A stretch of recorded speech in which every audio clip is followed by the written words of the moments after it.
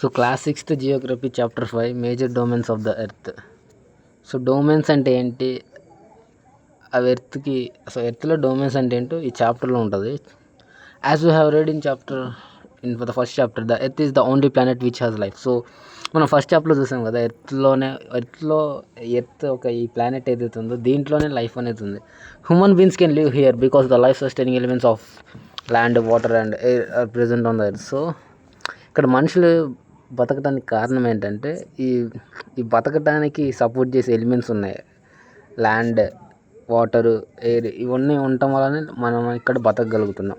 The surface of the earth is complex zone in which 3 main components of the environment meet, overlap and interact. So earth surface అనేది ఒక complex zone, అంటే network లాగా ఉంటుంది అన్నమాట earth సర్ఫేస్లో. So దాంట్లో ఏంటంటే in which 3 main components of the environment meet, overlap and interact. So ఆ earth surface అనేది ఒక కాంప్లెక్స్ జోన్, అంటే ఒక నెట్వర్క్తో కూడుకుంటుంది అనమాట ఎర్త్ సర్ఫేస్ అనేది. సో దాంట్లో 3 మెయిన్ కాంపోనెంట్స్, సో దాంట్లో 3 ఉంటాయి కాంపోనెంట్స్. సో అవేంటి, సో ఆ 3 కాంపోనెంట్స్ ఏవైతే ఉన్నాయో అవి ఒకదాంతో ఒకటి లింక్ అయ్యి ఒకదాంతో ఒకటి కలిసిపోయి ఇంటరాక్ట్ అవుతూ ఉంటాయి. సో అదేంటో ఇప్పుడు మీకు ముందు చెప్తే అర్థమవుతుంది. The solid portion of the earth on which we live is called lithosphere. So ఎర్త్లో సాలిడ్, సో మన ల్యాండ్ ఏదైతే ఉందో దాన్ని లిథోస్ఫియర్ అంటారు. So the solid portion of the earth on which we live, so మనం ఉండే ఈ సాలిడ్ పోర్షన్ ఉంది కదా ల్యాండ్, దాన్ని లిథోస్ఫియర్ అంటారు. The gaseous layers that surround the earth is the atmosphere where oxygen, nitrogen, carbon dioxide and other gases are found. So ఈ gases అంటే, so మన ల్యాండ్ మీద ఉన్నాం, ల్యాండ్ పైన ఉన్నది ఏంటి, గ్యాసెసే కదా అన్ని, ఆక్సిజన్, నైట్రోజన్, కార్బన్ డైఆక్సైడ్ ఇవన్నీ ఉంటాయి కదా, దాన్ని అట్మాస్ఫియర్ అంటారు. Water covers a very big area of the earth surface and this area is called hydrosphere. So water అనేది ఎర్త్లో చాలా నియర్లీ 70% కవర్ చేసింది కదా ఎర్త్ సర్ఫేస్ని, దాన్ని హైడ్రోస్ఫియర్ అంటారు. సో అంత వాటర్ బాడీస్ అన్నిటిని హైడ్రోస్ఫియర్ అంటారు. The hydrosphere comprises water in all forms, that is ice, water and water. So water ఏ ఫామ్లో ఉన్నా దాన్ని హైడ్రోస్ఫియర్ అంటారు. సో అది ఐస్ కావచ్చు, వాటర్ కావచ్చు, వాటర్ వేపర్ కావచ్చు. సో ఇందాక నేను చెప్పాను కదా 3 main components of the environment meet, overlap and interact. So ఒకదాంతో ఒకటి కలిసి ఒకదాంతో ఒకటి ఓవర్లాప్ అయి ఉంటాయి. సో దాన్ని ఏమంటారంటే, సో ఆ 3 కాంపోనెంట్స్ ఏవి అంటే ఇది lithosphere, atmosphere and hydrosphere. So ఈ మూడింటి గురించే ఆ పైన లైన్లో చెప్పారు. The biosphere is a narrow zone where we find land, water and air together which contain all forms of life. So biosphere అంటే ఇప్పుడు జస్ట్, సో ఇప్పుడు లైఫ్ అనేది గాలిలో ఉంటుంది, ల్యాండ్ మీద ఉంటుంది అండ్ వాటర్లో కూడా ఉంటుంది. So the biosphere narrow zone where we find land, water and air together which contain all forms of life. So land మీద కానీ, వాటర్లో కానీ, ఎయిర్లో కానీ ఎక్కడైనా లైఫ్ ఉంటే అదంతా బయోస్ఫియర్ అవుతుంది. సో బయోస్ఫియర్ అంటే జస్ట్ లివింగ్ ఆర్గానిజమ్స్ ఉన్న ప్రతి ఒక్క రీజియన్ని బయోస్ఫియర్ అంటారు. సో బయోస్ఫియర్ అనేది ఎక్కడ, ల్యాండ్లో అయినా ఉండొచ్చు, అది ఎయిర్లో అయినా ఉండొచ్చు, వాటర్లో అయినా ఉండొచ్చు. So it is a narrow zone where we find land, water and air together which contain all forms of life. So first component lithosphere గురించి చూద్దాం. The solid portion of the earth is called lithosphere. So earth మీద solid portion ఏదైతే ఉందో, మనం ఎక్కడైతే ఉంటున్నామో, మనం దేని మీద అయితే ఉంటున్నామో దాన్ని లిథోస్ఫియర్ అంటారు. It comprises the rocks of the earth crust and thin layer of soil that contains nutrient elements which sustain organisms. So ఆ లిథోస్ఫియర్లో ఏముంటుందంటే రాక్స్ ఉంటాయి. So earth crust, so crust అంటే ఏంటంటే లిథోస్ఫియర్ని వేరు వేరు లేయర్గా డివైడ్ చేస్తారు. So crust, mantle, inner core, outer core. So ఈ లిథోస్ఫియర్లో అన్నిటికన్నా పైన లేయర్ క్రస్ట్ అంటారు. సో ఈ లిథోస్ఫియర్లో క్రస్ట్కి సంబంధించిన రాళ్ళు అనేవి ఉంటాయి. So and thin layer of soil. So lithosphere మీద సాయిల్ కూడా ఉంటుంది. సో ల్యాండ్ మీద థిన్ లేయర్ ఆఫ్ సాయిల్ అనేది కూడా ఉంటుంది. దట్ కంటెన్స్, సాయిల్లో ఏముంటుందంటే న్యూట్రియన్స్ ఉంటాయి. సో దానివల్ల ఆర్గానిజమ్స్కి ఆ న్యూట్రియన్స్ వాడి అవి వాటి లీవింగ్ అనేది కంటిన్యూ చేస్తుంది.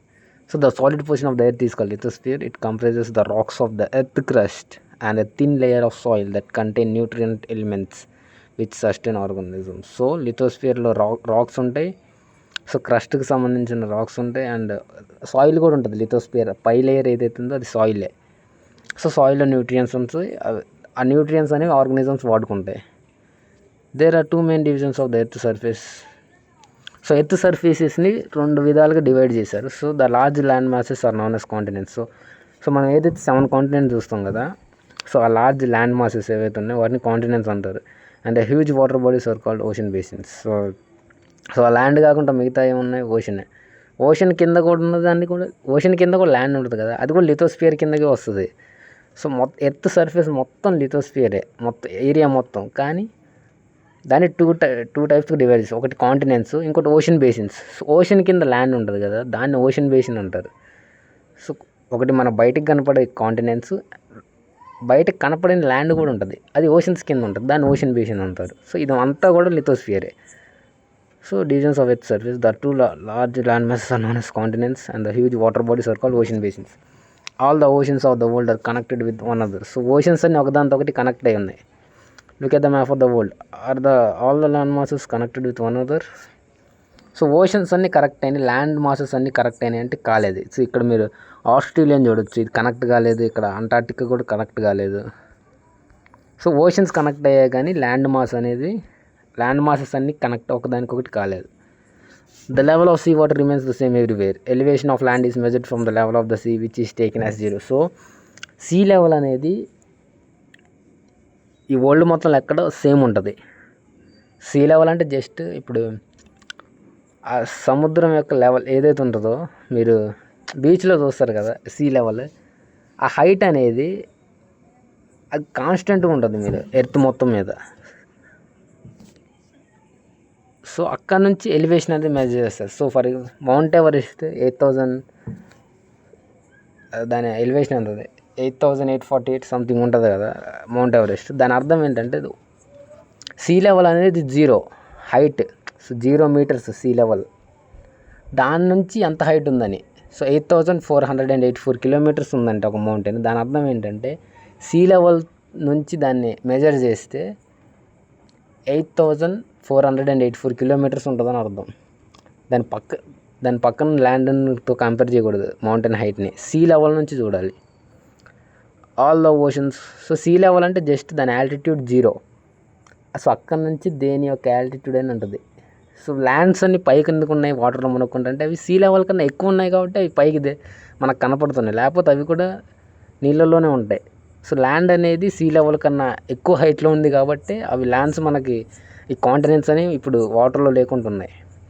సో వాటి ఆల్టిట్యూడ్, వాటి హైట్ ఎంత ఉందో మనకి తెలియాలంటే సీ లెవెల్ నుంచి చూడాలి. సో సీ లెవెల్ అనేది 0. సో అక్కడ నుంచి చూద్దాం. సో 1 meter ఉందనుకోండి, సో సీ లెవెల్ కన్నా 1 meter ఎత్తుందని అర్థం. 8,000 meters హైట్ ఉందనుకోండి, సీ లెవెల్ కన్నా 8,000 meters హైట్ ఉందని అర్థం. సో అలా సీ లెవెల్ అనేది 0 which is taken as 0. The highest mountain peak mount Everest is 8,848 meters above the sea level. So ఇందాక నేను చెప్పాను కదా, మౌంట్ ఎవరెస్ట్ 8,848 meters ఉంది సీ లెవెల్కి. సో అంటే సీ లెవెల్ అనేది 0, దానికి అసలు ఆల్టిట్యూడ్ అనేది ఉండదు సీ లెవెల్కి. సో ఎందుకంటే అదే రిఫరెన్స్ పాయింట్ క్యాలిక్యులేట్ చేయడానికి అన్ని ఆల్టిట్యూడ్. ఎందుకంటే ఆ లెవెల్ కన్నా ఆ సీ లెవెల్ కన్నా ఎక్కువ ఉన్నదానికి ఆల్టిట్యూడ్ అనేది ఉంటుంది, అది ఎక్కువ లేకపోతే అది 0 దాని ఆల్టిట్యూడ్. సో మౌంట్ ఎవరెస్ట్ అనేది 8,848 meters ఉంది. సో సీ లెవెల్ కన్నా అది 8,848 kilometers అనేది హైట్ అనేది ఉంటుంది. The greatest depth is 11,022 meters is recorded in Mariana trench in the Pacific Ocean. So మనం హైట్ గురించి మాట్లాడితే మౌంట్ ఎవరెస్ట్ వచ్చింది కదా టాలెస్ట్. సో డెప్త్ గురించి లోతు గురించి మాట్లాడితే సో 11,022 meters మెరియానా ట్రెంచ్ అని, పసిఫిక్ ఓషన్స్లో మెరియానా ట్రెంచ్ అని ఉంటుంది. సో అక్కడ డీప్ ఆ లోతు ఏంటంటే ఆ ఓషన్ది 11,022 meters. సో అంటే హైట్ కన్నా ఇక్కడ లోతు ఎక్కువ ఉంది మన ఎర్త్ మీద. Could you imagine the depth of a sea is much more than the highest point. So ఇక్కడ మనం చూసాం కదా ఈ depth of the sea. So ఈ సముద్రం యొక్క లోతు అనేది హైయెస్ట్ పాయింట్ ఏదైతే మౌంట్ ఎవరెస్ట్ ఉందో దానికన్నా కూడా ఇది లోతు ఎక్కువ ఉంది. సో అది 8,848 ఉంటే ఇది 11,000 ఉంది. So there are 7 major continents. So continents 7 ఉన్నాయి తెలుసు కదా ఎవరికైనా. These are separated by large water bodies. So ఈ కాంటినెంట్స్ అనేవి ఒకదాని నుంచి ఒకటి వాటర్ బాడీస్ ద్వారా సపరేట్ చేయబడ్డాయి. These continents are Asia, Europe, Africa, North America, South America, Australia and Antarctica. So సైజుని బట్టి చూస్తే మీరు ఎలా ఉంటుందంటే ఫస్ట్ ఏషియా ఉంటుంది, తర్వాత ఆఫ్రికా, తర్వాత నార్త్ అమెరికా, తర్వాత south America, Antarctica, Europe and Australia. So smallest continent Australia and largest continent Asia. North America. Look at the map of the world and notice that the greater part of the land mass lies in northern hemisphere. So northern హెమిస్ఫియర్లోనే ఎక్కువ land ఉంటుంది. So population కూడా northern హెమిస్ఫియర్లోనే ఎక్కువ ఉంటుంది. Asia is the largest continent. It covers about 1/3 of the total land area of the earth. So Asia అనేది largest continent ఇందాక చెప్పినట్టే, అండ్ అది 1/3. సో టోటల్ ల్యాండ్ ఏదైతే ఉందో మనకి ఈ 7 కాంటినెంట్స్ దాంట్లో 1/3. సో దాంట్లో 1/3 ఏరియాని ఏషియాని కవర్ చేస్తుంది. సో అంటే ఆ ల్యాండ్ మొత్తాన్ని 3 ఈక్వల్ పార్ట్స్గా చేశారనుకోండి మీరు, అందులో ఒక పార్ట్ ఏషియానే ఉంటుంది. So the continent lies in the eastern hemisphere. So అది ఈస్టర్న్ హెమిస్ఫియర్ ఉంది అంటే ప్రైమ్ మెరిడియన్కి ఈస్ట్ సైడ్లో ఉంది అది. సో దాన్ని అందుకే ఈస్టర్న్ హెమిస్ఫియర్లో ఉందంటారు. సో ఇవన్నీ ప్రైమ్ మెరిడియన్ ఏంటి, ఇవన్నీ ప్రీవియస్ చాప్టర్స్లో ఎక్స్ప్లెయిన్ చేసి ఉన్నాయి. The tropic of Cancer passes through this continent. So మన ఇండియా నుంచి పాస్ అవుతుంది కదా గుజరాత్లో ట్రాపిక్ ఆఫ్ క్యాన్సర్. సో అది మన ఇండియా నుంచి పాస్ అవుతుంది ఏషియాలో. సారీ వేరే కంట్రీస్ నుంచి కూడా పాస్ అవుతుంది, కానీ మన ఏషియాకు వచ్చేసరికి మన ఇండియా నుంచి వెళ్తుంది, చైనా నుంచి కూడా వెళ్తుంది. Tropic of Cancer passes through continent. So India China అనేది ఏషియాలో ఉంది కాబట్టి ఈ కాంటినెంట్ నుంచి కూడా పాస్ అవుతుందని ట్రాపిక్ ఆఫ్ క్యాన్సర్ ఇక్కడ చెప్తున్నారు. Asia is separated from Europe by the Ural Mountains. So Asia అనేది యూరోప్ నుంచి యూరాల్ మౌంటైన్స్ ద్వారా సపరేట్ చేయబడింది. సో ఇక్కడ మీరు చూడండి మ్యాప్లో, అక్కడ రెడ్ కలర్ లైన్లో ఉంది కదా, ఈ ఎల్లో కలర్ది ఏషియా అండ్ వైలెట్ కలర్లో ఉంది యూరోప్. సో మధ్యలో ఆ రెండింటి మధ్యలో ఉన్నది Ural Mountains. So Ural Mountains అనేవి యూరోప్ని ఏషియాని సపరేట్ చేసి ఒక మౌంటైన్ రేంజ్ అది.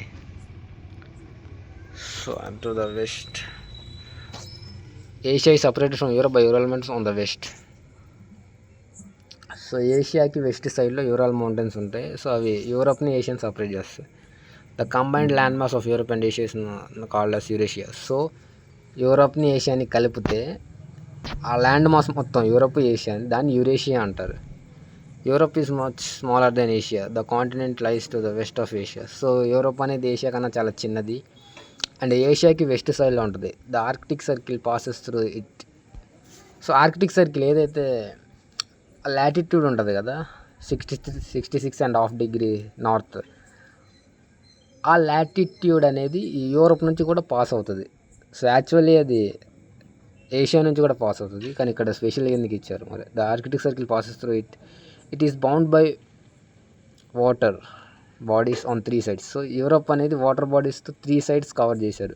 సో పైన ఆర్కిటిక్ ఓషన్, పక్కన ఈస్ట్ సైడ్ ఏమో ఇది అట్లాంటిక్ ఓషన్, కిందనేమో మెడిటేరియన్ సీ, బ్లాక్ సీ, ఇవన్నీ. సో 3 sides యూరోప్ అనేది వాటర్తో కవర్ అయింది. Look at the map of the world and locate it. Okay, Africa is the second largest continent after Asia. So ఇందాక నేను list చదివా కదా, Africa తర్వాత Asia. So Africa is the second largest Asia తర్వాత Africa సైజులో. So Africa is the second largest continent after Asia. The equator or 0 degree latitude runs almost through the middle of the continent. So ఈ continent almost middle నుంచి equator అనేది pass అవుతుంది. So అది equator అంటే మనకు తెలుసు కదా, 0 degree latitude. So large part of Asia lies in northern hemisphere. A large part of Africa lies in northern hemisphere. So ఈక్వేటర్కి పైన ఉన్నది నార్దర్న్ హెమిస్ఫియర్ కదా. సో నేనేం చెప్పా, ఈక్వేటర్ అనేది ఆల్మోస్ట్ మిడిల్ నుంచి పోతుందని చెప్పాను ఆఫ్రికాకి. సో ఆఫ్రికాకి మేజర్ పార్ట్ ఏదైతే ఉందో అది నార్దర్న్ హెమిస్ఫియర్లో ఉంటుంది. సో అంటే ఈక్వేటర్కి పైన ఉంటుంది, నార్త్ సైడ్లో ఉంటుంది.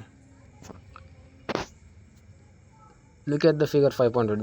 You will find that it is the only continent through which the Tropic of Cancer, the Equator and the Tropic of Capricorn pass. So ఈ ఇంపార్టెంట్ లాటిట్యూడ్స్ ఏవైతే ఉన్నాయో like tropic of Cancer, trophic of Capricorn, equator. So ఈ మూడు కూడా pass అయ్యే ఒకే ఒక continent ఏదంటే అది Africa. The Sahara Desert, the world's largest hot desert is located in Africa. So ఆఫ్రికాలోనే సహారా డెజర్ట్ కూడా ఉంది. అది నార్థన్ పార్ట్లో ఉంటుంది ఆఫ్రికన్ కాంటినెంట్కి. The continent is bound on all sides by oceans and seas. So ఈ కాంటినెంట్ ఏంటంటే Africa అనేది మొత్తం అన్ని సైడ్లు వాటర్తో నిండిపోయింది. లైక్ ఇట్స్ ఈస్ట్ సైడ్ చూస్తే మీరు వెస్ట్ సైడ్లో అట్లాంటిక్ ఓషన్ ఉంటుంది, ఈస్ట్ సైడ్లో ఇండియన్ ఓషన్ ఉంటుంది, కింద సదరన్ ఓషన్ ఉంటుంది, పైన మెడిటరేనియన్ సీ ఉంటుంది. సో ఇది 4 సైడ్స్ ఇక్కడ రెడ్ సీ ఉంటుంది. సో ఇది ఏంటంటే 4 సైడ్స్ వాటర్తో కవర్ అయింది. లైక్ ఆస్ట్రేలియా లాగానే ఆఫ్రికా కూడా. The Sahara desert. Okay, and you will notice that the world's longest river is the Nile. So longest river ఏదంటే నైల్, లార్జెస్ట్ రివర్ అంటే అమెజాన్ రివర్. సో లెంత్ గురించి మాట్లాడితే Nile వస్తుంది. So ఆఫ్రికాలో flow అవుతుంది అది. సో అమెజాన్ అనేది మీకు తెలుసు కదా, అది సౌత్ అమెరికాలో ఫ్లో అవుతుంది. Notice where the equator, Tropic of Cancer and Tropic of Capricorn pass in map of Africa. So ఆఫ్రికాలో Tropic of Cancer, trophic of Capricorn, equator ఎక్కడి నుంచి పాస్ అవుతుందో నోటీస్ చేయమంటున్నారు. North America. సో ఏషియా తర్వాత Africa కదా సైజులో. Africa తర్వాత సైజులో పెద్దది ఏంటంటే North America. North America is the third largest continent of the world. It is linked to South America by a very narrow strip of land called Isthmus of Panama. The continent lies completely in the northern and western hemisphere. 3 oceans surround this continent. Can you name this ocean? So North America అనేది third largest continent. So North America, South America ఈ రెండింటి మధ్యలో connect చేసేది ఏంటంటే ఒక చిన్న బాగా సన్నగా ఉన్న ఒక ల్యాండ్. సో దాన్నే ఇస్థమస్ ఆఫ్ పనామా. సో అదేంటంటే, సో ఇక్కడ మీరు చూడండి నార్త్ అమెరికా, సౌత్ అమెరికా ఉంది కదా. సో ఇస్థమస్ ఆ వర్డ్ అంటే దాని మీనింగ్ ఏంటంటే a narrow strip of land joining 2 land masses. So పెద్ద ల్యాండ్ మాసెస్ని కనెక్ట్ చేసి ఒక చిన్న సన్నగా ఉండే ఆ ల్యాండ్ ఏదైతే ఉంటుందో దాన్ని ఇస్థమస్ అంటారు. సో ఇస్థమస్ ఆఫ్ పనామా అంటే, పనామా అనేది కంట్రీ కదా. సో పనామా అనేది నార్త్ అమెరికన్ కంట్రీ అది. సో అదేంటంటే, సో ఆ పనామా అనే కంట్రీ సౌత్ అమెరికాని, నార్త్ అమెరికాని కనెక్ట్ చేస్తుంది. సో అందుకే దాన్ని ఇస్థమస్ ఆఫ్ పనామా అంటారు. సో పనామా అంటే, ఆ పనామా అనేది నార్త్ అమెరికా కంట్రీ, అది సౌత్ అమెరికాని, నార్త్ అమెరికాని కలుపుతుంది.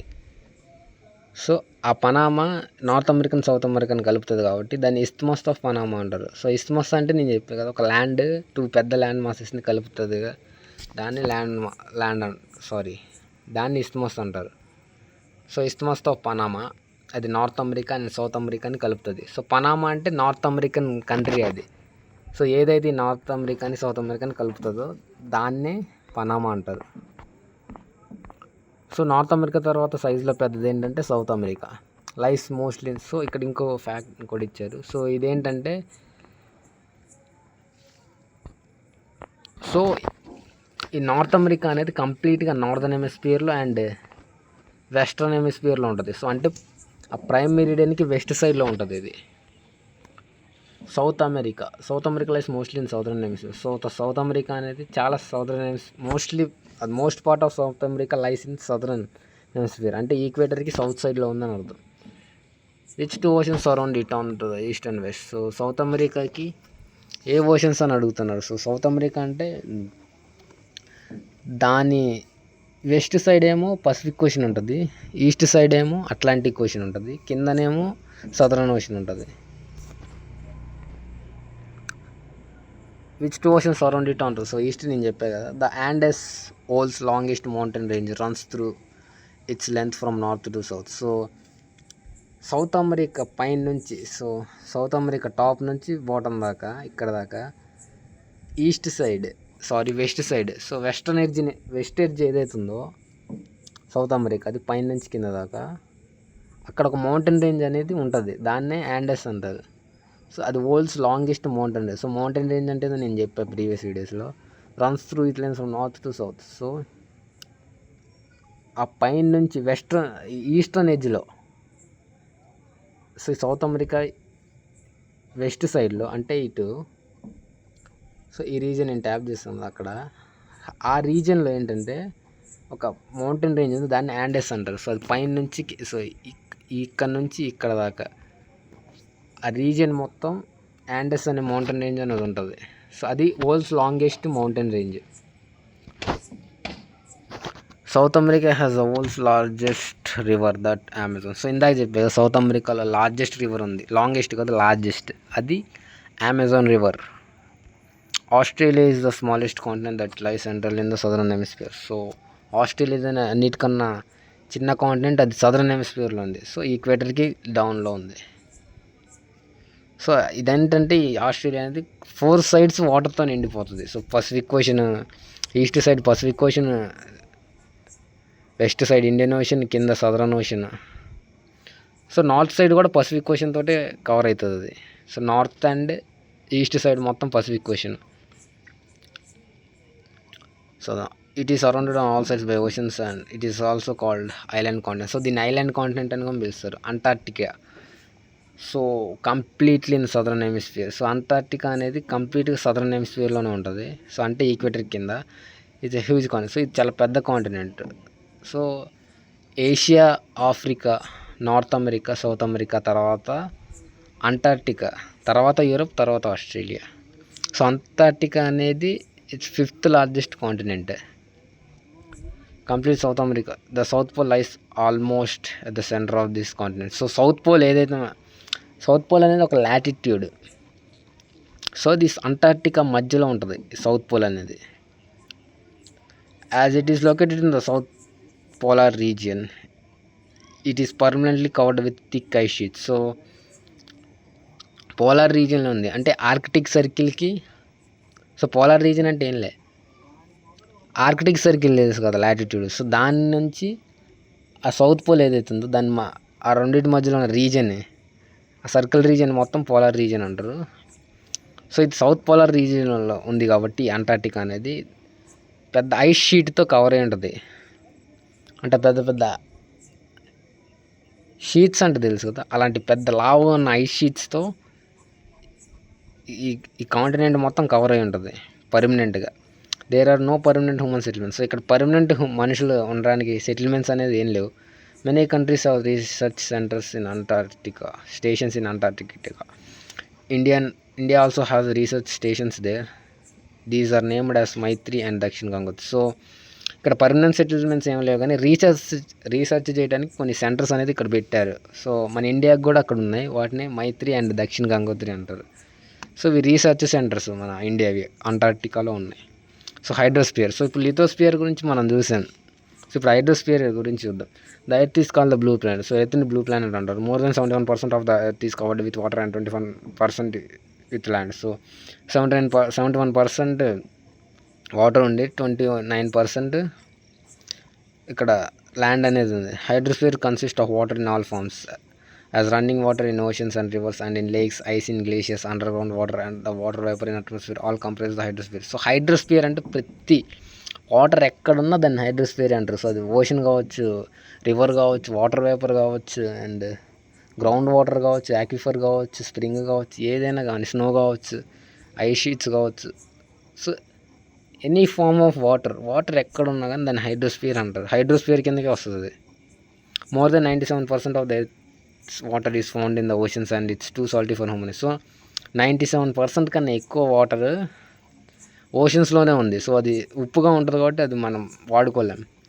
Large portion of the rest of the water is in the form of ice sheets and glaciers or under the ground and very small percentage available as fresh water for human. So 97% కన్నా ఎక్కువ ఓషన్స్లోనే ఉంది. So మిగతా ఆ fresh water ఏదైతే ఉన్నాయో అవి ice sheets లాగా ఉన్నాయి. సో ఐస్ రూపంలో ఉన్నాయి. సో గ్లేషియర్స్ అన్నా కూడా ఐసే, కాకపోతే రివర్ ఆఫ్ ఐస్ అంటారు వాటిని. సో ఫర్ ఎగ్జాంపుల్ అవేంటంటే గ్లేషియర్స్ అనేది ఫ్లో అవుతూ ఉంటాయి. సో గ్లేషియర్స్ అంటే ఏంటంటే ముందు ఉంటాయి. సో గ్లేషియర్స్ అంటే ఇలా అర్థం చేసుకోండి, జస్ట్ ఒక రివరు ఐస్తో నిండిపోయింది. సో ఐస్ అనేది చిన్నగా కదులుకుంటూ వస్తుంది, దాన్ని గ్లేషియర్ అంటారు. సో ఒక పెద్ద మంచు, నదులు గడ్డగడతాయి కదా అప్పుడు. సో మంచులాగా ఉంటాయి, కాకపోతే ఏంటంటే ఆ మంచు అనేది కొంచెం ముందుకు వస్తూ ఉంటుంది, దాన్ని గ్లేషియర్ అంటారు. సో గ్లేషియర్స్ అనేది మూవింగ్ ఐస్ అనమాట, రివర్ ఆఫ్ ఐస్ అంటారు వాటిని. సో ఇవన్నీ కూడా ఈ ఫ్రెష్ వాటర్లో కిందకు వస్తాయి. So large amount of fresh water ఎక్కడుంది అంటే ఐస్ షీట్స్లో కానీ గ్లేషియర్స్లో కానీ అండర్ గ్రౌండ్లో కానీ ఉంది.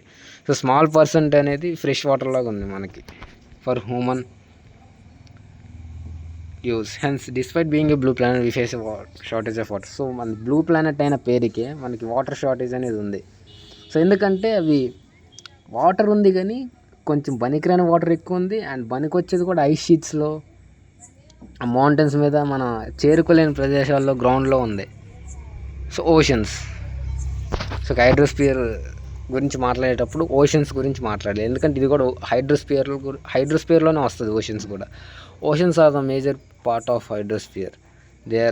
They are all interconnected. So ఈ ఓషన్స్ అనేవి ఒకదానితో ఒకటి కలిసినాయి. ఆ 5 ఓషన్స్ ఏదైతే ఉన్నాయో ఒకదానితో ఒకటి లింక్ అయి ఉన్నాయి. The ocean water are always moving. So ocean water అనేది కదులుతూ ఉంటాయి.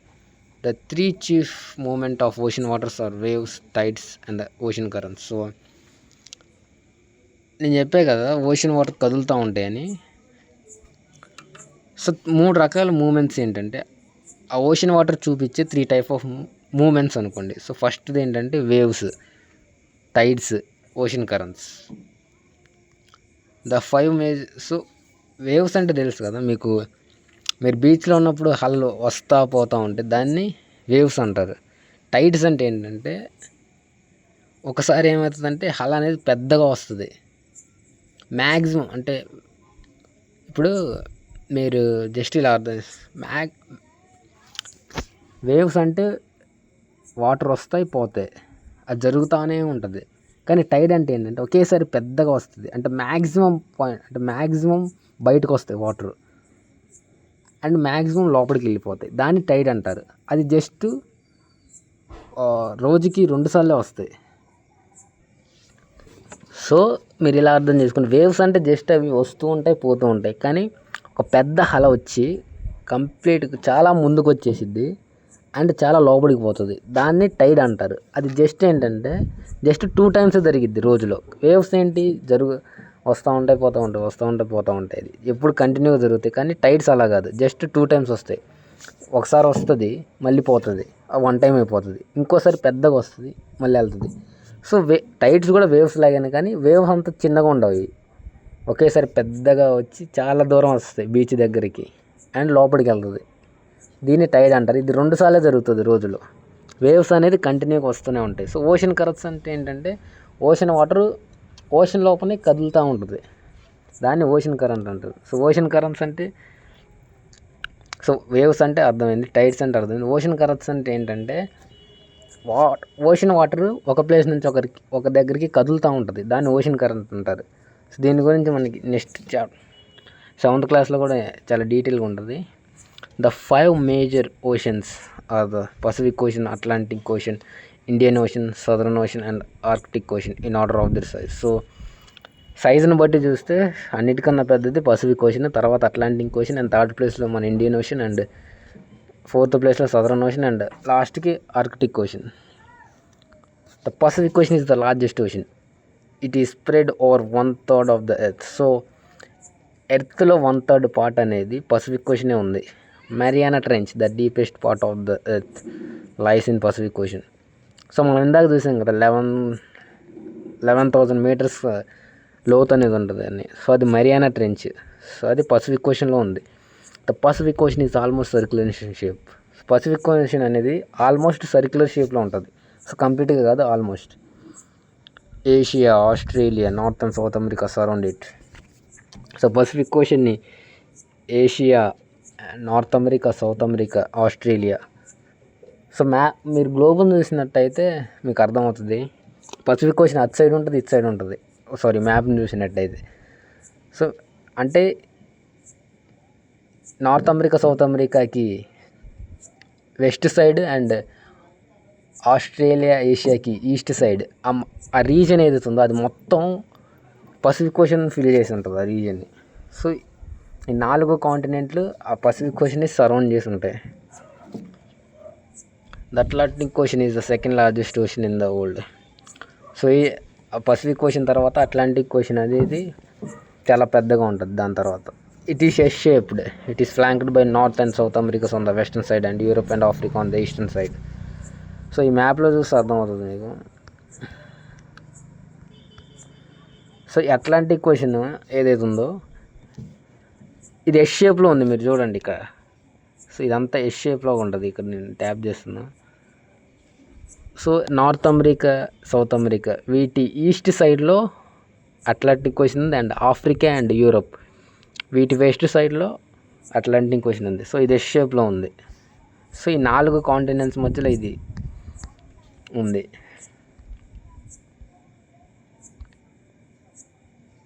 So it is flanked by north and South America on the western side and Europe and Africa on the eastern side.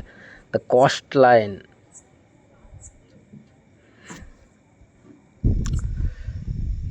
Line of Atlantic ocean is highly indented. So Coast line ఏదైతే ఉంటుందో, Coast line అంటే తెలుసు కదా మీకు. So ఆ ocean water and ఆ land కలిసి ఒక లైన్ లాంటివి ఫామ్ చేస్తాయి, దాన్ని కోస్ట్ లైన్ అంటారు. సో కోస్ట్ లైన్ అనేది ఆ ల్యాండ్ యొక్క షేప్ని బట్టి ఉంటుంది. సో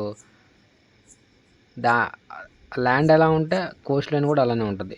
సో ఇదేంటంటే ఇండెంటెడ్గా ఉంది, అంటే జిగ్జాగ్, అంటే ఎగుడు దిగుడుగా ఉంటుంది. సో కోస్ట్ లైన్ అనేది స్ట్రైట్గా ఉండకుండా ఎగుడు దిగుడు ఉంటుంది, ఎందుకంటే ల్యాండ్ కూడా అలానే ఉంది. సో కొన్ని ప్లేస్లలో లోపలికి ఉంది, సో వాటర్ లోపలికి వచ్చాయి, ఇంకొన్ని ప్లేస్లో బయటకు ఉన్నాయి.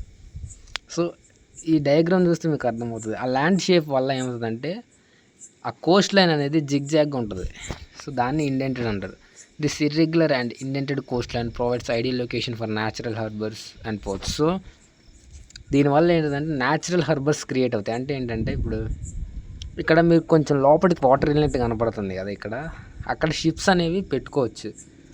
సో అప్పుడు దాన్ని ఒక న్యాచురల్ హార్బర్ అంటారు. సో హార్బర్ అంటే ఏంటంటే షిప్స్కి షెల్టర్ లాంటిది ఉంటుంది. సో అక్కడ ఇలా సో ఈ జిగ్జాగ్ లైన్, ఈ కోస్ట్ లైన్ వల్ల ఏమవుతుందంటే న్యాచురల్లీ అక్కడ హార్బర్ అనేది ఒకటి క్రియేట్ అవుతుంది.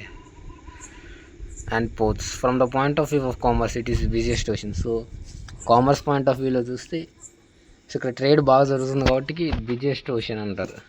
The Indian ocean is the only ocean named of the country, that is India. So ఒక కంట్రీ పేరు పెట్టిన ఓషన్ ఏదైనా ఉందో అంటే అది Indian ocean. The shape of the ocean is almost triangular. So ఇది ట్రయాంగిల్ షేప్లో ఉంటుంది ఆల్మోస్ట్.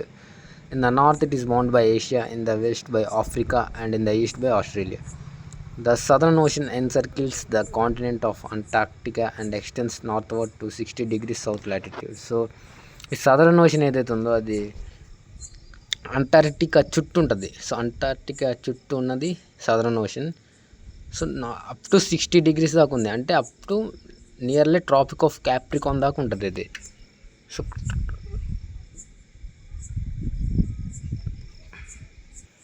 సారీ, అది ట్రాపిక్ ఆఫ్ క్యాప్రికాన్ కాదు, అది అంటార్క్టిక్ సర్కిల్ ఉంటుంది కదా, అది ఒక లాటిట్యూడ్, అది 66.5 degree కదా లాటిట్యూడ్.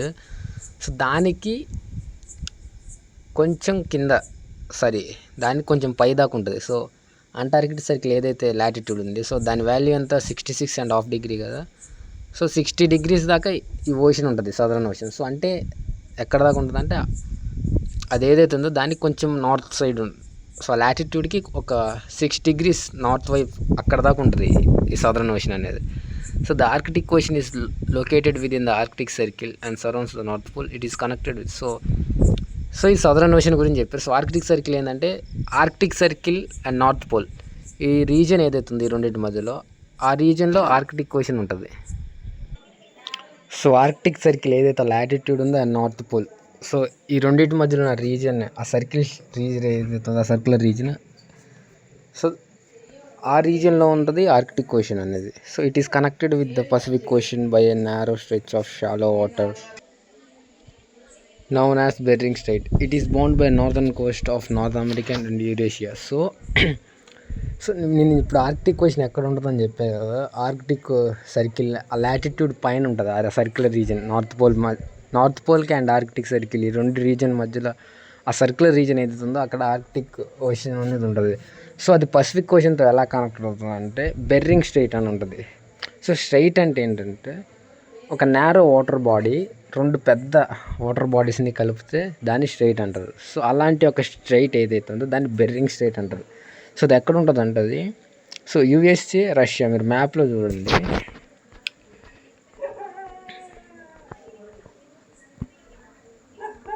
సో ఇక్కడ ఆ ఎల్లో కలర్లో ఉంది కదా చిన్నది, అది రష్యా. సో దీని ఎక్స్టెండెడ్ పార్ట్ అక్కడ ఇస్తారు. సో అది ఏషియా కాంటినెంట్లో ఉన్న రష్యా కంట్రీ. సో ఇది యూఎస్ఏ. సో ఈ మధ్యలో ఉంది కదా, ఈ రెండింటి మధ్యలో గ్యాప్, దాన్నే బెర్రింగ్ స్ట్రైట్ అంటారు. సో ఇది ఆర్కిటిక్ ఓషన్. మనం చూసేది పైన బ్లూ కలర్ది ఆర్కిటిక్ ఓషన్, ఇది పసిఫిక్ ఓషన్. సో ఈ రెండింటిని కలిపేది ఏంటంటే ఈ బెర్రింగ్ స్ట్రైట్. సో బెర్రింగ్ స్ట్రైట్ అని చెప్పి కదా, 2 పెద్ద వాటర్ బాడీస్ని కలిపే ఒక చిన్న నారో వాటర్ బాడీ ఏదైతే ఉందో దాన్ని స్ట్రైట్ అంటారు.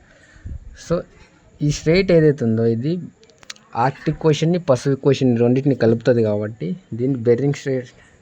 సో ఈ స్ట్రైట్, ఈ పర్టికులర్ స్ట్రైట్ని బెర్రింగ్ స్ట్రైట్ అంటారు. సో ఇది Russia and USA, so North America and Russia, ఈ 2 కంట్రీస్ మధ్యలో ఉన్న స్ట్రైట్ అది. సో అదేం చేస్తుందంటే ఇక్కడ కనపడుతుంది కదా ఆర్కిటిక్ ఓషన్ పైన ఉన్నది బ్లూ కలర్ది, ఇది పసిఫిక్ ఓషన్. సో ఈ రెండింటిని కలిపేది ఇక్కడ ఈ రీజన్లో ఎల్లో కలర్ది, ఈ లైట్ ఆరెంజ్ కలర్ ఇది ఉంది కదా, ఈ రెండింటి మధ్యలో ఉంది కదా, అది బెర్రింగ్ స్ట్రైట్. సో స్ట్రైట్ అంటే ఏందో మీకు చెప్పా. సో ఈ Arctic Ocean North America, Eurasia. So Eurasia అంటే ఏషియా ప్లస్ యూరోప్. సో ఈ రీజియన్తో మొత్తం ఇది north. So Eurasia north coast, North America north coast మొత్తం దీనికి ఆనుకొనే ఉంటాయి. సో దానికి ఈ ఆర్కిటిక్ ఓషన్ బార్డర్స్ ఇవి షేర్ చేసుకుంటాయి నార్త్ అమెరికా అండ్ యూరేషియాలో. సో లిథోస్పియర్ అయిపోయింది అండ్ హైడ్రోస్పియర్ అయిపోయింది, ఇప్పుడు atmosphere. The earth is surrounded by a layer of gas called the atmosphere. So ఆ లిథోస్పియర్ పైన ఏదైతే గ్యాస్ అనేది ఉంటుంది కదా, లిథోస్పియర్ ఎబో, సో దాన్ని మొత్తం అట్మాస్పియర్ అంటారు, గ్యాసియస్ లేయర్ని. This thin blanket of air is an integral and important aspect of the planet. So ఈ బ్లాంకెట్, ఈ థిన్ బ్లాంకెట్, సో ఈ సన్నగా ఉన్న ఈ బ్లాంకెట్ లాంటిది ఏదైతే ఉందో, blanket of air is integral and important aspect of the planet. So ఆ ఎయిర్ అనేది, ఆ ఎయిర్ బ్లాంకెట్ అనేది ఈ ప్లానెట్కి చాలా ఇంపార్టెంట్. ఎందుకంటే అది లేకపోతే ఇక లైఫ్ అనేది పాసిబుల్ కాదు. So it provides us with the air we breathe and protects us from the harmful effects of sun rays. So ఈ అట్మాస్ఫియర్లోనే మనం పీల్చే గాలి ఏదైతే ఉంటుందో అది ఉంటుంది. And harmful sun rays, UV rays నుంచి మనల్ని కాపాడుతుంది. సో ఓజోన్ లేయర్ మనల్ని కాపాడుతుంది, అది నెక్స్ట్ ఉంటుంది. The atmosphere extends up to a height of about 1600 kilometers. So atmosphere, so మన ల్యాండ్ నుంచి 1600 kilometers హైట్ దాకా అట్మాస్ఫియర్ అనేది ఉంటుంది. The atmosphere is divided into 5 layers based on composition, temperature and other properties. So మన అట్మాస్ఫియర్ని 5 layers divide చేస్తారు. సో దేన్ని బట్టి అంటే దాంట్లో ఉన్న కంటెంట్ని బట్టి, సో టెంపరేచర్ని బట్టి అండ్ ఇంకా వేరే అదర్ ప్రాపర్టీస్ని బట్టి అది డివైడ్ చేయడం జరిగింది 5 layers లాగా. These layers starting from the earth surface are called troposphere. So first earth surface నుంచి మొదలయ్యే లేయర్ని ట్రోపోస్ఫియర్ అంటారు. తర్వాత స్ట్రాటోస్ఫియర్, తర్వాత మెసోస్ఫియర్, thermosphere and exosphere. So 7th క్లాస్లో వీటి గురించి ఉంటుంది, ఈ లేయర్స్ గురించి. జస్ట్ ఇప్పుడు ఏంటంటే అట్మాస్ఫియర్ని 5 layers డివైడ్ చేశారు. సో కింద నుంచి చూసుకుంటూ పోతే troposphere, stratosphere, mesosphere, thermosphere and exosphere. So ఇక్కడ మీరు చూడవచ్చు ట్రోపోస్ఫియర్, స్ట్రాటోస్ఫియర్. సో హైట్ పెరిగే కొద్దీ స్ఫియర్స్ అనేవి మారుకుంటూ వస్తున్నాయి. అన్నిటికన్నా టాప్లో ఉంది ఎక్సోస్ఫియర్ అండ్ లాస్ట్లో ఉంది ట్రోపోస్ఫియర్. అన్నిటికన్నా కింద ఉన్నది troposphere. The atmosphere is compose mainly of nitrogen and oxygen. So అట్మాస్ఫియర్లో మెయిన్గా 2 గ్యాసెస్ ఉంటాయి, nitrogen and oxygen, which make up about 99% of clean dry air. So ఈ 2 గ్యాసులు కలిస్తేనే 99% ఎయిర్ ఈ 2 గ్యాసులే ఉంటాయి. మిగతా 1% వేరే గ్యాస్ ఉంటాయి, లైక్ కార్బన్ కావచ్చు, ఆర్గాన్, ఇవి. Nitrogen 78%, oxygen 29% and other gases like carbon dioxide, argon and other comprise 1% by volume. So 78% nitrogen, 21% oxygen, మిగతా 1% ఏదైతుందో కార్బన్ డైఆక్సైడ్, ఆర్గాన్, వేరే గ్యాసెస్ ఉంటాయి ఆ 1%లో. Oxygen is the breath of life while nitrogen helps in the growth of living organisms. So oxygen అనేది మనం బ్రీతింగ్కి వాడతాం, nitrogen అనేది ఏంటంటే గ్రోత్కి. సో ప్లాంట్స్కి ప్రోటీన్ తయారు చేయాలంటే నైట్రోజన్ కావాలి, సో వాటికి గ్రోత్ కావాలన్నా నైట్రోజన్ అనేది కావాలి. సో ఆక్సిజన్ అనేది మనం జస్ట్ ఎనర్జీ కోసం ఇన్హేల్ చేస్తాం. సో నైట్రోజన్ అనేది గ్రోత్కి, ప్లాంట్ గ్రోత్కి కావాలి.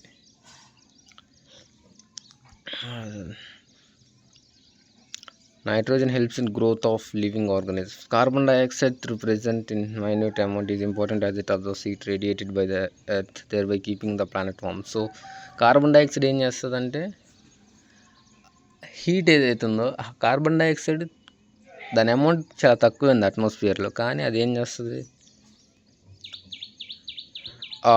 హీట్ ఎనర్జీ ఏదైతే ఉందో దాన్ని మన ఎర్త్ ఏం చేస్తుంది అంటే ఈ హీట్ని రేడియేట్ చేస్తుంది, అంటే బయటికి వదులుతుంది.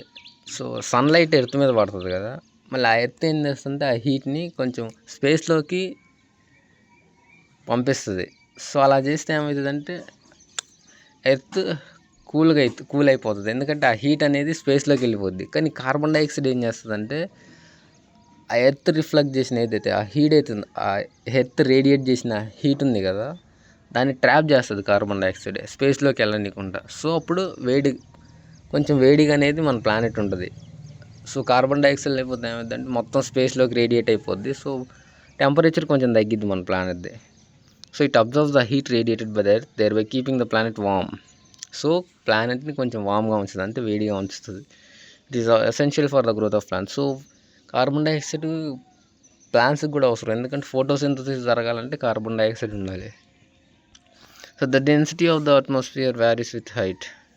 సో అట్మాస్ఫియర్ డెన్సిటీ అనేది హైట్ని బట్టి మారుతూ ఉంటుంది. సో డెన్సిటీ అంటే ఏం లే, mass per unit volume.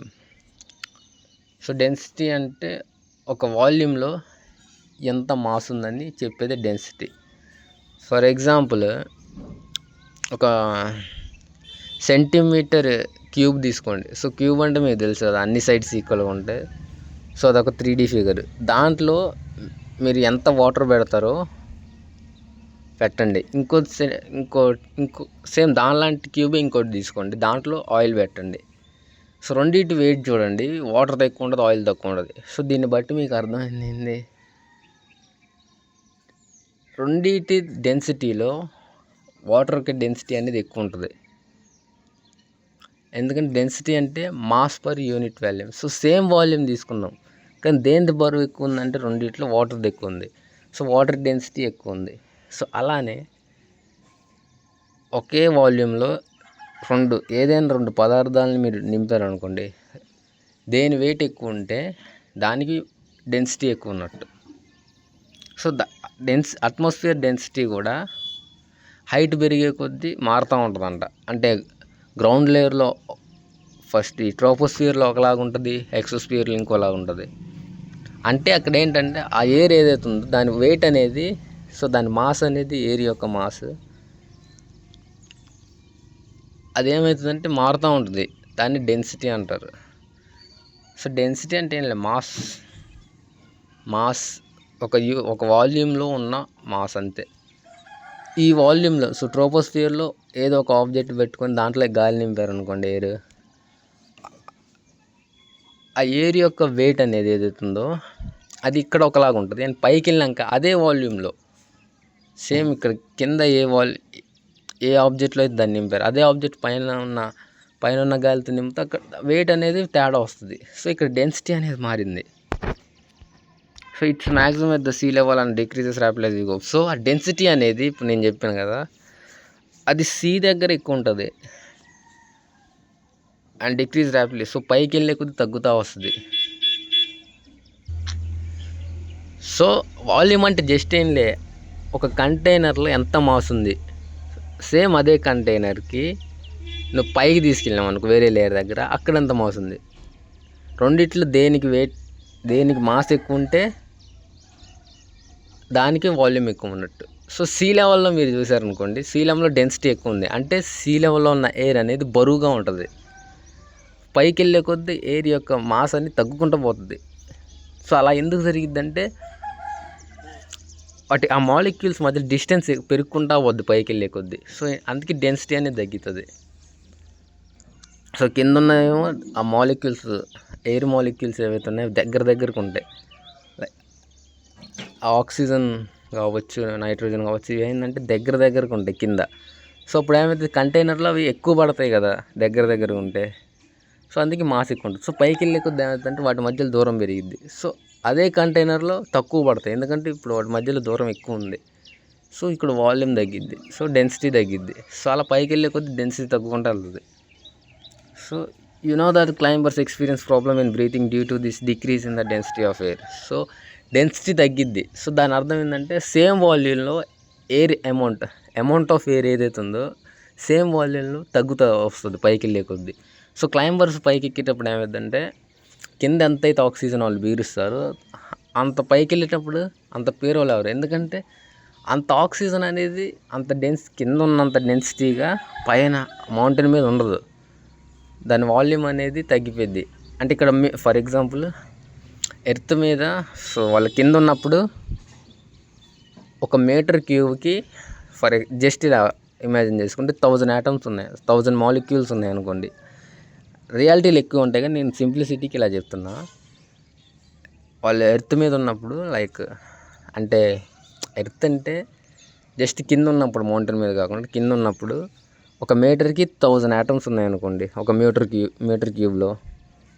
So అప్పుడు వాళ్ళు ఈజీగా బ్రీతింగ్ చేస్తున్నారు. కానీ పైకి వెళ్ళే కొద్ది ఏమవుతుందంటే 1 మీటర్కి 500 ఆటమ్స్, 500 మాలిక్యూల్సే ఉన్నాయి ఆక్సిజన్ది. సో వాళ్ళు అప్పుడు దాన్ని బ్రీతింగ్ చేసేటప్పుడు ఏమవుతుంది, ఆక్సిజన్ అనేది సరిపోదు. సో ఎందుకంటే ఇక్కడ డెన్సిటీ తగ్గింది. డెన్సిటీ అంటే ఇదే, ఒక యూనిట్ వాల్యూమ్, ఒక స్పేస్లో ఎంత అమౌంట్ ఉందని, ఎంత మాస్ ఉందని చెప్పేదే డెన్సిటీ. సో మీరు కింద ఏమో ఆ మీటర్ క్యూబ్లో ఎక్కువ ఉంది, పైకి వెళ్ళే కొద్ది తగ్గింది. సో డెన్సిటీ మారింది. సో వాడికి అప్పుడు ఆక్సిజన్ సరిపోదు. They have to carry with them oxygen cylinders to be able to breathe at higher altitude. So higher altitude, so altitude అంటే హైట్. సో పైకి ఎత్తులకి వెళ్ళే కొద్దీ వాళ్ళు ఏంది ఆక్సిజన్ సరిపోదు కాబట్టి ఆక్సిజన్ సిలిండర్స్ తీసుకెళ్తారు mountain climbers. The temperature also decreases as you go up. So temperature కూడా తగ్గుకుంటూ వెళ్తుంది. సో పైకి వెళ్ళే కొద్దీ టెంపరేచర్ అనేది తగ్గిద్ది. The atmosphere exerts pressure on the earth. So atmosphere ఏదైతే ఈ గ్యాషియస్ లేయర్ అనేది మన భూమి మీద ప్రెషర్ పెడుతుంది. ప్రెషర్ అంటే తెలుసు కదా, force on unit area. Force పెట్టడం ఒక యూనిట్ ఏరియాలో, ఒక పర్టికులర్ ఏరియాలో ఎంత ఫోర్స్ పెడుతున్నారని చెప్పేది pressure. So force divided by area అనేది ప్రెషర్ వస్తుంది. Area slow pressure. So this varies from place to place. So ఈ ప్రెషర్ అనేది ఒక ప్లేస్ నుంచి ఒక ప్లేస్కి మారుతూ ఉంటుంది. Some areas experience high pressure and some లో ప్రెషర్. సో కొన్నిటికి హై ప్రెషర్ ఉంటుంది, అంటే బాగా ఫోర్స్ అనేది ఎక్కువ ఉంటుంది, కొన్నిటికి తక్కువ ఉంటుంది. Air moves from high pressure to లో pressure. Moving air is also known as wind. So ఈ గాలి ఏదైతే ఉందో అది హై ప్రెషర్ టు లో ప్రెషర్ పోతుంది. సో అలా ఎందుకు వెళ్తుందో కూడా మీకు సో హై ప్రెషర్ అంటే ఏంటంటే అక్కడ గాలి డెన్సిటీ అనేది ఎక్కువ ఉంటుంది. లో ప్రెషర్ అంటే ఏంటంటే డెన్సిటీ అనేది తక్కువ ఉంటుంది. సో డెన్సిటీ ఎక్కువ ఉన్నప్పుడు ఏమవుతుంది, అక్కడ మాలిక్యూల్స్ ఇవన్నీ ఎక్కువ ఉంటాయి. డెన్సిటీ తక్కువ ఉందంటే అక్కడ తక్కువ ఉంటాయి. సో ఎక్కువ ఉన్న దగ్గర నుంచి తక్కువ ఉన్న దగ్గరికి వెళ్తాయి. ఏదైనా సరే హై కాన్సన్ట్రేషన్ టు లో కాన్సన్ట్రేషన్ వెళ్తాయి కదా. సో ఎయిర్ కూడా డెన్సిటీ తక్కువ ఉన్న దగ్గర వాటి ఆ మాలిక్యూల్స్ కాన్సన్ట్రేషన్ అనేది ఎక్కువ ఉంటుంది, డెన్సిటీ తక్కువ ఉందా తక్కువ ఉంటుంది. సో అక్కడ నుంచి ఇక్కడికి వస్తుంది. సో ఎయిర్ అనేది మూవ్ అవుతుంది. మూవ్ అవటం దాన్నే విండ్ అంటారు. So movement of air due to the indifference in pressure is called wind. So high pressure low pressure wind అనేది పోతుంది, దాన్ని విండ్ అంటారు. Moving air is known as wind. Biosphere. So ఇప్పుడు మనం లిథోస్పియర్ చూసాం, హైడ్రోస్పియర్ చూసాం, and atmosphere చూసాం, and biosphere. So ఇది 4th domain of. So biosphere, the domain of life. The biosphere is a narrow zone of contact between the land, water and air. It is in this zone that life exists. That is unique to this planet. So biosphere అంటే మనం lithosphere అంటే land అని చెప్పాము, hydrosphere అంటే మొత్తం water అని చెప్పాము, and atmosphere అంటే ఎయిర్ అని చెప్పాం. కానీ బయోస్ఫియర్ అంటే ఒక ఫిక్స్డ్ డెఫినేషన్. బయోస్ఫియర్ అంటే ఎక్కడ లైఫ్ ఉన్నా కూడా అది బయోస్ఫియర్ కిందకే వస్తుంది. సో ఎయిర్లో లైఫ్ ఉన్న బయోస్ఫియరే, దాన్ని బయోస్ఫియర్ అంటారు. ల్యాండ్లో లైఫ్ ఉన్న బయోస్ఫియర్ అంటారు. వాటర్లో ఉన్న బయోస్ఫియరే. సో బయోస్ఫియర్ అనేది ఆల్మోస్ట్ ఈ ప్రతి దగ్గర ఉంటుంది. సో లిథోస్ఫియర్ అంటే జస్ట్ ల్యాండ్, అది గ్యాసెస్లో. ఇంకా ల్యాండ్ దగ్గరనే లిథోస్ఫియర్, అట్మాస్ఫియర్లో లిథోస్ఫియర్ ఉండదు. కానీ బయోస్ఫియర్ ఏంటంటే లైఫ్ ఎక్కడున్నా, అది లిథోస్ఫియర్లో ఉన్న, హైడ్రోస్ఫియర్లో ఉన్న, అట్మాస్ఫియర్లో ఉన్న లైఫ్ అనేది ఎక్కడున్నా కూడా బయోస్ఫియర్ అక్కడ ఉంటుంది. So the biosphere is the narrow zone of contact between land, water and air. It is in this zone that life exist. So ఈ బయోస్ఫియర్ అనే ఈ జోన్లోనే లైఫ్ అనేది ఉంటుంది. సో లైఫ్ ఎక్కడుంటే అది బయోస్ఫియరే. That is unique to this planet exist. There are several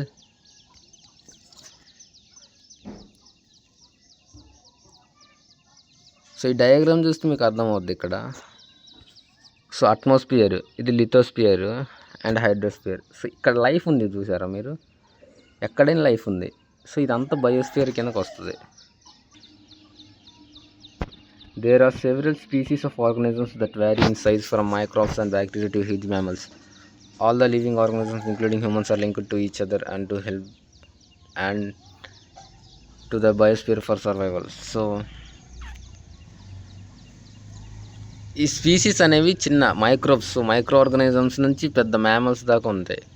so అన్ని living organisms ఏవైతే ఉన్నాయో including humans are linked to each other and to the biosphere for survival. So వాళ్ళు బతకడానికి, సో ఈ మనుషులు, ఈ జంతువులు ఇవన్నీ బతకడానికి బయోస్ఫియర్తో లింక్ అయి ఉంటుంది. సో బయోస్ఫియర్ అంటే ఏంలే, లైఫ్ని సపోర్ట్ చేయడానికి ఈ ల్యాండ్, వాటర్, అట్మాస్ఫియర్ ఈ రెండు క్రియేట్ చేసే జోనే బయోస్ఫియర్ అంటారు. So it is a narrow zone. So ఎక్కడైతే ఈ ల్యాండ్, అట్మాస్ఫియర్, ఈ హైడ్రోస్ఫియర్, అట్మాస్ఫియర్, లిథోస్ఫియర్ ఇవన్నీ కలిసి లైఫ్ని సపోర్ట్ చేయడానికి ఒక జోన్ని క్రియేట్ చేస్తాయి, దాన్ని బయోస్ఫియర్ అంటారు. సో ఈ మూడు కనెక్ట్ అయ్యి ఒక జోన్ లాంటిది క్రియేట్ చేస్తాయి, ఆ జోన్నే బయోస్ఫియర్ అంటారు. సో ఇక్కడ ఈ లైన్ అదే కదా చెప్పిద్ది, it is the narrow zone of contact between the land, water and air. So ఆ మూడు కలిసి లైఫ్ని సపోర్ట్ చేయడానికి హెల్ప్ చేస్తాయి. సో దాన్ని బయోస్ఫియర్ అంటారు. ఆ link to each other and to the biosphere for survival. So బయోస్ఫియర్తో లింక్ అయి ఉంటాయి ఆర్గనిజమ్స్ అన్ని బతకడానికి. The organisms in the biosphere may broadly be divided into plant kingdom and the animal kingdom. So ఆ బయోస్ఫియర్లో ఉన్న యానిమల్స్ని plant kingdom and animal kingdom లాగా డివైడ్ చేస్తారు. The three domains of the earth interact with each other and affect each other in some way or the other. So ఈ 3 domains of earth, so ఏదైతే మనం చూసాం కదా, hydrosphere and lithosphere and atmosphere. So ఆ మూడు ఏం చేస్తాయి అంటే ఒకదానితో ఒకటి ఇంటరాక్ట్ అవుతాయి, with each other effect. So ఒకదాన్ని ఒకటి ప్రభావితం చేసుకుంటాయి in some way or the other. For example, cutting of forest for fulfilling our needs of wood or clearing land for agriculture may lead to fast removal of soil from slopes. So మనం అడవులు నరికామనుకోండి, ఏమవుతుంది, అది మనం చెక్క కోసం అడవులు నరికాం. So agriculture కోసం ల్యాండ్ని మొత్తం క్లియర్ చేసాం. సో దీనివల్ల ఏమవుతుంది, సాయిల్ ఎరోజన్ అనేది పెరిగిద్ది, ఎందుకంటే వరదలు పెరుగుతాయి. Similarly earth surface may be changing due to natural calamities like earthquake. So earthquake వచ్చినప్పుడు కూడా ఎర్త్ సర్ఫేస్ అనేది మారిద్ది. For example, there could be submergence of land as happen in the case of tsunami recently. Parts of Andaman and Nicobar islands are submerged under water. So earthquake వచ్చినప్పుడు ఏమవుతుంది, సముద్రంలో అలలు లాంటివి వస్తాయి. సో వాటర్ డిస్ప్లేస్ అయినప్పుడు కొన్ని ఐలాండ్స్ కూడా మునిగిపోతాయి. So discharge of water material into lakes and rivers make the water unsuitable for human use. It also damages the other forms of life. So మీరు వేస్ట్ వాటర్ని సరస్సుల్లో కానీ నదుల్లో కానీ వదిలేస్తే డిశ్చార్జ్ చేయకుండా, అప్పుడు అది మనం వాడటానికి పనికిరాదు ఆ వాటర్. అండ్ వేరే లైఫ్, అందులో ఉన్న లైఫ్ని కూడా ఎఫెక్ట్ చేస్తుంది. సో ఇక్కడ చెప్పింది ఏంటంటే, మనం లిథోస్ఫియర్ని ఏదైనా పాడు చేస్తే బయోస్ఫియర్ కూడా ఎఫెక్ట్ అవుతుంది. మనం బయోస్ఫియర్ని ఎఫెక్ట్ చేస్తే లిథోస్ఫియర్ కూడా ఎఫెక్ట్ అవుతుంది, అండ్ హైడ్రోస్ఫియర్ కూడా ఎఫెక్ట్ అవుతుంది అని చెప్పారు. సో మనం ఇప్పుడు ఇందాక చూసాం కదా, ఫారెస్ట్ కట్ చేస్తున్నాం అంటే బయోస్ఫియర్ని పాడు చేస్తున్నాం. సో అప్పుడు ఏమైంది, లిథోస్ఫియర్కి డ్యామేజ్ అయింది కదా, ఎరోజన్ జరిగి.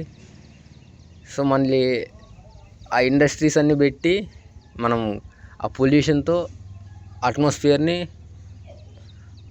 అట్మాస్ఫియర్కి ఎఫెక్ట్ కలిగిస్తున్నాం. మళ్ళీ డిశ్చార్జ్ ఆ వేస్ట్ మెటీరియల్ ఏదైతే ఉందో అది వాటర్లోకి వదిలేస్తే అక్కడ హైడ్రోస్ఫియర్ పొల్యూట్ అవుతుంది. సో ఈ మూడు ఏంటంటే, ఒకటి ఈ డొమైన్స్ ఆఫ్ ఎర్త్ ఏదైతే ఉన్నాయో ఎఫెక్ట్ అనేది మనం ఒకదాన్ని ఎఫెక్ట్ చేసినా అది ఇంకో దాన్ని ఎఫెక్ట్ చేస్తుంది. సో ఈ మూడు ఇంటర్లింక్డ్ ఉంటే ఒకదాన్ని ఒకటి ఎఫెక్ట్ చేసుకుంటాయని ఈ పారాగ్రాఫ్ మొత్తంలో చెప్పారు ఎగ్జాంపుల్స్తో పాటు. So emission from industries, thermal power plant and vehicles pollute the air. So industries నుంచి ఎమిషన్స్ అంటే ఆ వేస్ట్ మెటీరియల్ ఏదైతే ఉంటుందో ఆ స్మోక్ కావచ్చు, అదంతా థర్మల్ పవర్ ప్లాంట్స్ నుంచి, వెహికల్స్ నుంచి ఎయిర్ని పొల్యూట్ చేస్తాయి అవన్నీ. So carbon dioxide is the important constituent of air. So carbon dioxide అనేది ఒక ఎయిర్లో ఒక important part.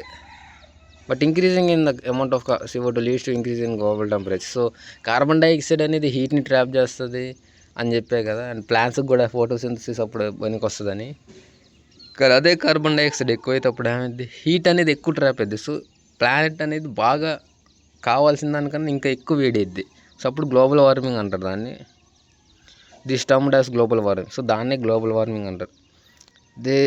There is thus a need to limit the use of resources of the earth to maintain the balance of nature between the domains of the lithosphere, the atmosphere and the hydrosphere. So ఇవన్నీ జరగకూడదంటే మనం లిమిట్లో ఉండాలి. So we need to ఆ వనరులు ఏవైతే ఉన్నాయో వాటిని లిమిట్లో వాడాలి. So అప్పుడు ఏమవుతుందంటే of the earth to maintain the balance of nature between. So lithosphere, atmosphere and hydrosphere ఒకదాన్ని ఒకటి బ్యాలెన్స్ చేసుకునే విధంగా ఉండాలి. సో మనం ఆ రీసోర్సెస్ అనేవి లిమిట్లో వాడినప్పుడు ఏమవుతుందంటే బ్యాలెన్స్ అనేది క్రియేట్ అవుతుంది. సో దేన్ని ఎక్కువ వాడుకుంటా ఉన్నప్పుడు బ్యాలెన్స్ అనేది క్రియేట్ అవుతుంది వీటి మధ్యలో, లిథోస్ఫియర్, అట్మాస్ఫియర్ అండ్ హైడ్రోస్ఫియర్ మధ్యలో. సో అప్పుడు ఎర్త్కి హార్మ్ఫుల్ ఎఫెక్ట్స్ అనేవి రావు. So there is the need to limit the use of resources of the earth to maintain the balance of nature between the domains of lithosphere, atmosphere and lithosphere. So అంతేగా.